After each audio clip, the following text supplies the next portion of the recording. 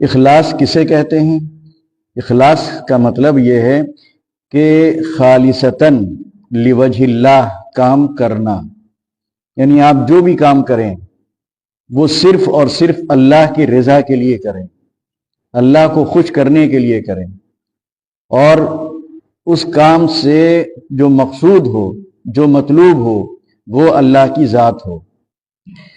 اس طرح جب آپ کوئی بھی کام کریں گے تو وہ کام آپ کا عبادت بن جائے گا، ورنہ کام چاہے جتنا اچھا ہو، جتنا خیر اپنے اندر وہ رکھتا ہو، جتنا اس سے فائدہ دوسرے کو پہنچتا ہو، اگر وہ اللہ کے لیے نہیں کیا جا رہا ہے تو وہ بے سود ہے، بے فائدہ ہے، اور سب کچھ کرنے کے بعد بھی آپ اجر و ثواب سے محروم رہیں گے۔ آپ چاہے جتنا کھانا لوگوں کو کھلا دیں، چاہے آپ جتنا پانی پلا دیں، جتنا ان کا علاج کروا دیں، جتنا ان کا وظیفہ مقرر کر دیں، جاڑے میں جتنے کمبل چاہے آپ بانٹ دیں، اگر وہ اللہ کے لیے نہیں کر رہے ہیں تو بیکار ہے۔ اس کے مقابلے میں کسی نے ایک کمبل دیا لیکن اللہ کے لیے دیا، ایک نوالا کھلایا اللہ کے لیے کھلایا، ایک گھونٹ پانی پلایا اللہ کے لیے پلایا، ایک کیپسول کسی کے منہ میں ڈالا اللہ کے لیے کیا، تو اس کو ثواب اس کا ملے گا۔ کام میں جو وزن کام میں جو پیدا ہوتا ہے، یا کام کا جو حجم بڑھتا ہے، اس کا جو سائز بڑھتا ہے، وہ اخلاص سے بڑھتا ہے۔ مثال کے طور پر ایک غبارہ لے لیجیے آپ، کتنے 4-5 انچ کا ہوگا، 2 انچ کا ہوگا، اتنا سا غبارہ آپ دکان سے خرید کے لائیے، لیکن آپ اس میں جب پھونکیں گے اور پھونکتے جائیں گے تو غبارے کا سائز بڑھتا جائے گا۔ تو جتنا ہمارے اندر اخلاص ہوگا اتنا ہی ہمارے عمل کا سائز بھی بڑھے گا اور ہمارے عمل کا وزن بھی بڑھے گا۔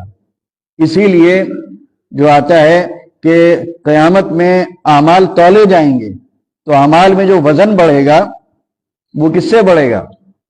اخلاص سے بڑھے گا۔ یا یہ جو حدیث شریف میں آتا ہے کہ 2 کلمے ایسے ہیں کہ تملأ ما بین السماء والارض، سبحان اللہ والحمد للہ تملأان ما بین السماء والارض، آسمان و زمین کو بھر دیں گے، یعنی ایک حصہ زمین پر ہوگا تو اس کا دوسرا حصہ کہاں ہوگا؟ آسمان پر ہوگا۔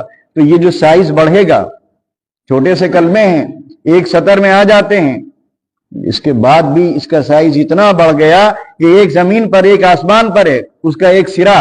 کیوں؟ اخلاص سے، کیونکہ یہ وہ کلمے ہیں جو عام طور پر اس میں ریاکاری کے شائبہ نہیں پایا جاتا ہے۔